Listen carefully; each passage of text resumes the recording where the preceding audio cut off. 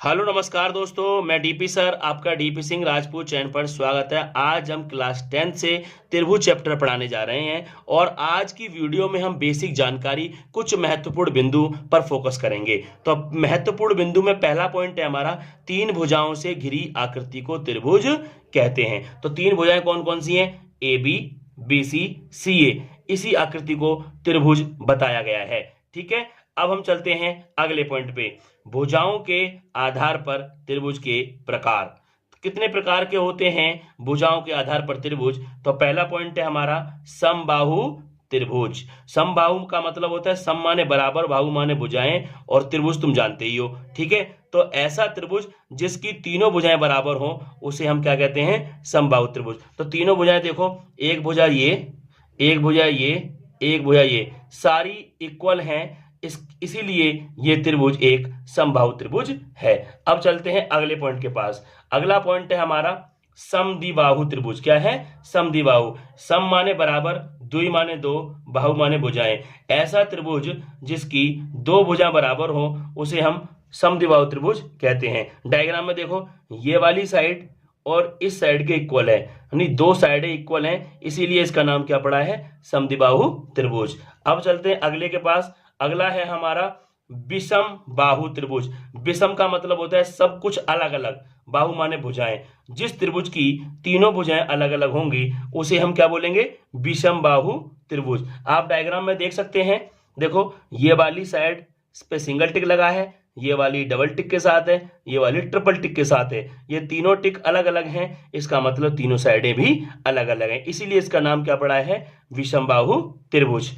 अब चलते हैं हम अपने नेक्स्ट तीसरे पॉइंट के पास, और तीसरा पॉइंट है कोणों के आधार पर त्रिभुज के प्रकार। मतलब कोणों के आधार पर त्रिभुज कितने प्रकार के होते हैं। तो देखिए भाई, पहला है हमारा न्यून कोण त्रिभुज। मतलब ऐसा त्रिभुज जिसके सारे कोण 90 से छोटे हों। ठीक है, तो देखो भाई, ये भी 90 से छोटा है 60, ये भी 90 से छोटा है 50, ये भी 90 से छोटा है 70। तो इसका मतलब ये इस त्रिभुज के सारे एंगल कैसे हैं? 90 से छोटे हैं, इसीलिए इसका नाम क्या है? न्यून कोण त्रिभुज। अब चलते हैं अगले त्रिभुज के पास।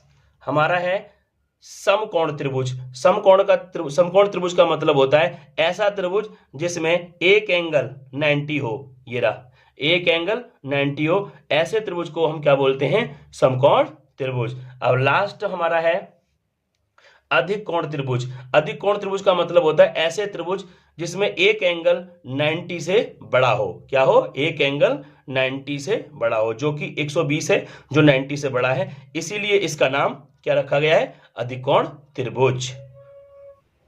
चौथा पॉइंट है हमारा सर्वांगसम आकृतियां। क्या होती हैं? ऐसी आकृतियां जिनका आकार तथा माप दोनों समान हो तो वे आकृतियां सर्वांगसम कहलाती हैं। मतलब इसमें आकार माने शेप तथा माप माने साइज दोनों कैसी हो? समान होनी चाहिए, तब वो आकृतियां क्या कहलाएंगी? सर्वांगसम आकृतियां कहलाती हैं। तो हम देखते हैं अपने एग्जाम्पल।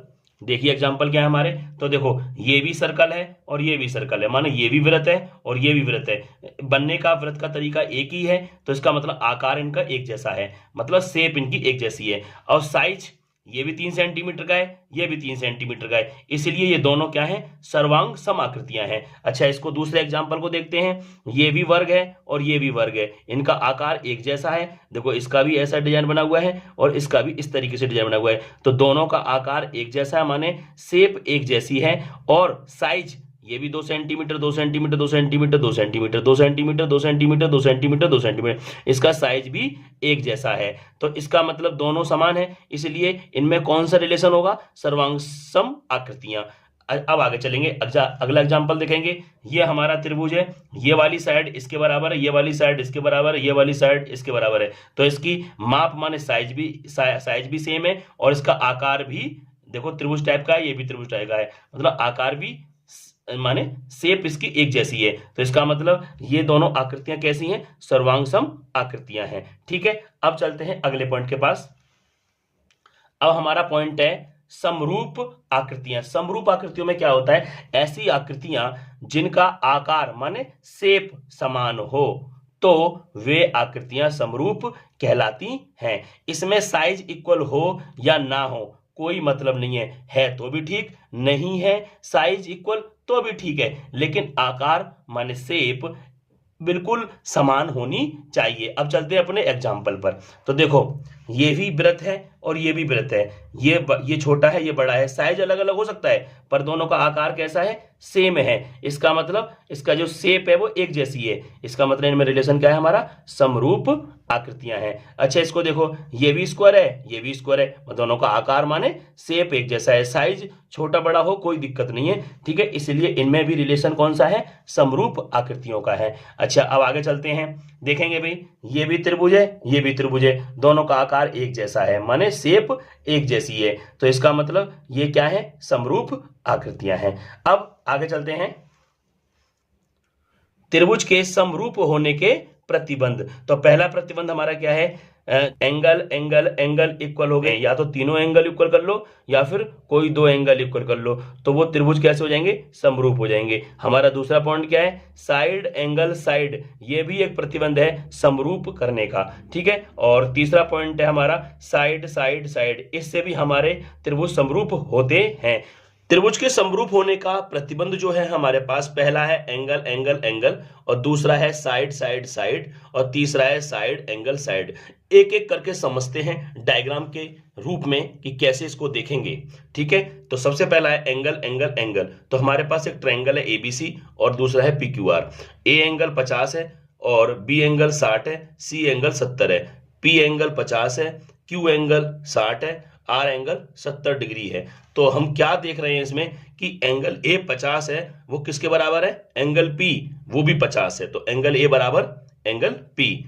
एंगल बी 60 है और एंगल क्यू भी 60 है, तो एंगल बी बराबर है एंगल क्यू के, जैसे कि यहां लिखा हुआ है। एंगल सी 70 डिग्री है और एंगल आर भी 70 डिग्री है, इसलिए एंगल सी बराबर है किसके, एंगल आर के। तो इससे हमें यह पता चलता है कि ट्रायंगल एबीसी जो पहला वाला है एबीसी समरूप, ये समरूप का साइन होता है, किसका, समरूप का साइन होता है ना। और ट्रायंगल पी क्यू आर के समरूप है दोनों, ये दोनों आपस में कैसे समरूप है, कौन सी कंडीशन से, एक इसका एंगल ये रहा, एक ये वाले एंगल इक्वल है, ये वाला एंगल आ गया, एक ये वाला एंगल इक्वल है तो ये वाला एंगल आ गया, तो एंगल एंगल एंगल से कैसा होगा, ये समरूप।